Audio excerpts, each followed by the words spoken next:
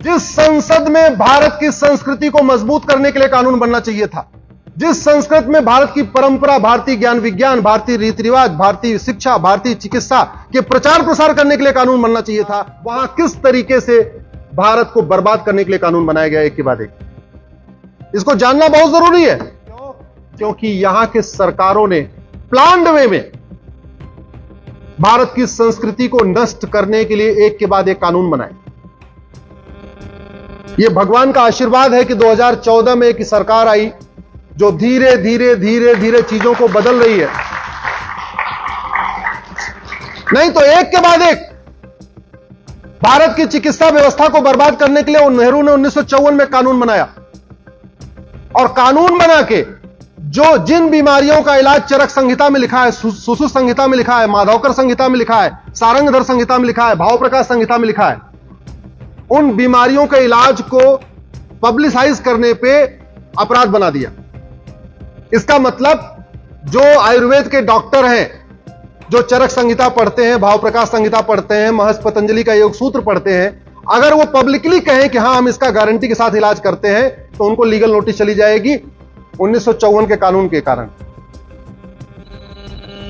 पूरी लड़ाई वंदे मातरम पे हुई।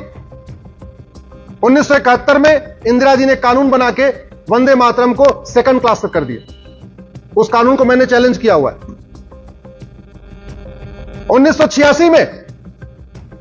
1984 में हम सब, हमारे परिवार के लोगों ने एक स्पष्ट जनादेश दिया, 404 सीट दिया। अगले साल 1985 में राजीव गांधी ने कानून बना के सारे के सारे घुसपैठियों को बसाने का इंतजाम कर दिया। सिटीजनशिप एक्ट में सेक्शन 6 से जोड़ दिया। पूरे भारत के लिए सिटीजनशिप की कट ऑफ डेट 1947 है। असम के लिए उन्होंने कट ऑफ डेट 71 कर दिया। उसको हम लोगों ने चैलेंज किया है। अभी 7 नवंबर से उसकी 5 जजों की बेंच सुनवाई शुरू करेगी। आप जरा सोचिए, घुसपैठियों को निकालने की बजाय घुसपैठियों को बसाने के लिए कानून बनाया गया। योग प्राणायाम नेचुरोपैथी को बढ़ाने की बजाय योग प्राणायाम नेचुरोपैथी को खत्म करने के लिए कानून बनाया गया। पूरा आजादी का आंदोलन वंदे मातरम से हुआ था। वंदे मातरम का प्रचार प्रसार करने की बजाय वंदे मातरम को किनारे लगाने के लिए 1971 में कानून बनाया गया। ये मैं उन कानूनों की बात कर रहा हूं जिसको मैंने चैलेंज किया, जिसकी मैं लड़ाई लड़ रहा हूं। मैं दूसरी बात नहीं करता। जो कुछ मैं बोलता हूं पहले कोर्ट में चैलेंज करता हूं, फिर बोलता हूं।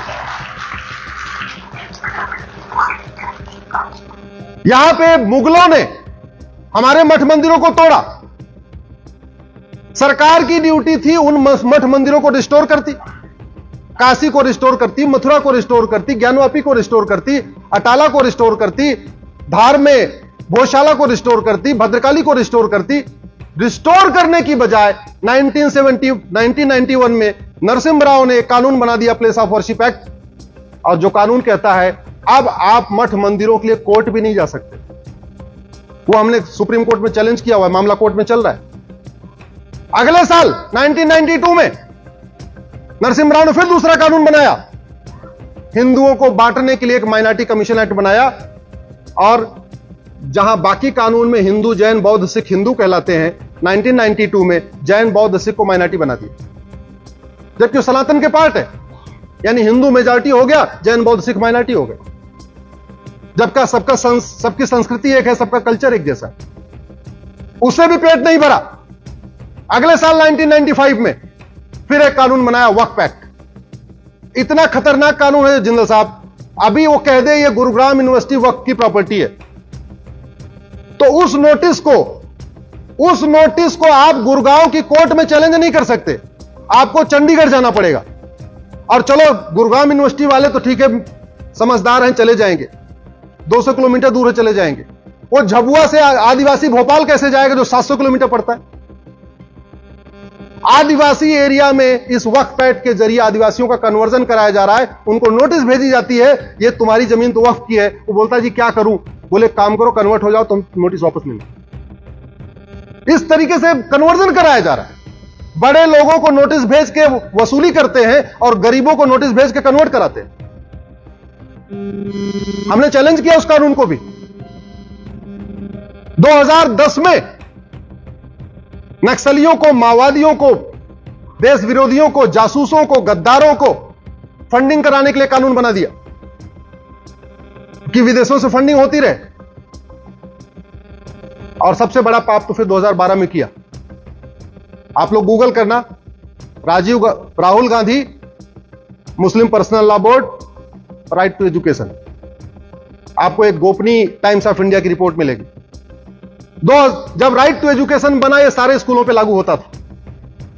पर्सनल लॉ बोर्ड 2012 में मिलता है राहुल गांधी से कि नहीं, हमको मदरसा इसके बाहर चाहिए। क्यों? क्योंकि जब कानून के दायरे में आ गया तो मदरसों के ऑडिट शुरू हो गई। मदरसे में क्या पढ़ाया जा रहा है ये देखना शुरू कर दिया, सिलेबस क्या है वहां का, पढ़ाने वाला कौन है, सब जांच शुरू हो गई। रात को बैठक होती है, विशेष सत्र संसद का बुलाया जाता है। 2012 में मदरसों को राइट टू एजुकेशन के दायरे से बाहर निकाल दिया गया। एक के बाद एक लगातार कानून।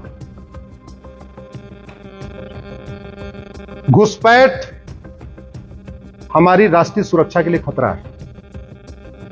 धर्मांतरण हमारी राष्ट्रीय सुरक्षा के लिए खतरा है। जनसंख्या विस्फोट भी हमारी राष्ट्रीय सुरक्षा के लिए खतरा है। ये तीन हमारे लिए प्रमुख खतरे हैं। और जो राष्ट्रीय सुरक्षा के लिए खतरा है वो हमारी सामाजिक समरसता के लिए भी खतरा है। ये दोनों अलग अलग चीजें नहीं है। ये दोनों अलग अलग चीजें नहीं है। आप ये बताओ, मुगल काल में धर्मांतरण हुआ? जोर से बोलिए जरा। अंग्रेजों के टाइम में हुआ? आज भी हो रहा है। मुगलों का काम भी धर्मांतरण कराना था, अंग्रेजों का काम भी धर्मांतरण कराना था, आज भी धर्मांतरण। क्यों? क्योंकि एक तो हमने सठे साठ्यम समाचरित सिद्धांत के अनुसार कानून नहीं बनाए, और जो कानून है भी उसको हमने ढंग से इंप्लीमेंट नहीं किया। धर्मांतरण राष्ट्र की सुरक्षा के लिए खतरा है। इसलिए आज मैं हरियाणा की इस पवित्र भूमि से आप सबसे कहता हूं, जब कभी धर्मांतरण हो, कोई घटना आए, आप लोग गुड़गांव के पुलिस कमिश्नर से मिलिए, बोलिए धर्मांतरण राष्ट्र की सुरक्षा के लिए खतरा है, और राष्ट्र की सुरक्षा के जो खतरे होते हैं उससे निपटने के लिए कानून है, एनएसए, नेशनल सिक्योरिटी एक्ट, लगाइए इसके ऊपर। 1 साल तक इसको जमानत नहीं मिलनी चाहिए। धर्मांतरण देश की एकता अखंडता के लिए खतरा है। देश की एकता अखंडता के लिए जो खतरा है उससे निपटने के लिए हमारे पास एक कानून है, यूएपीए, लगवाइए उसको। धर्मांतरण एक ऑर्गेनाइज क्राइम है। ऑर्गेनाइज क्राइम से निपटने के लिए हमारे पास कानून है, गैंगस्टर एक्ट, लगवाइए उसको। धर्मांतरण वेजिंग वॉर है, एक अप्रत्यक्ष युद्ध है, इनडायरेक्ट वॉर है। जो धर्मांतरण कराने वाले हैं उनके मददगार, उनके खिलाफ लगवाइए, वेजिंग वॉर की धारा लगवाइए। जब तक धर्मांतरण कराने वालों की प्रॉपर्टी जब्त नहीं होगी। तो हमारे गुरु ने सिखपंथी नहीं बनाया होता। बनाया किस लिए? धर्मांतरण रोकना। हमारे शीशगंज गुरुद्वारा किस लिए बना? धर्मांतरण रोकने के लिए। हमारे पूर्वजों ने इतना युद्ध किया धर्मांतरण के खिलाफ, और हम इतना नहीं कर पा रहे हैं, ढंग का कानून नहीं बना पा रहे हैं और ढंग का कानून लागू नहीं करवा पा रहे। वही हालत घुसपैठ की है। 5 करोड़ घुसपैठिए 2017 में आ गए थे, अब तो 5.5 करोड़ हो गए। घुसपैठ राष्ट्र की सुरक्षा के लिए खतरा है। आपके हरियाणा के प्रत्येक जिले की डेमोग्राफी बदल रही है, और डेमोग्राफी बदलने का 3 ही कारण है, घुसपैठ, धर्मांतरण और जनसंख्या विस्फोट।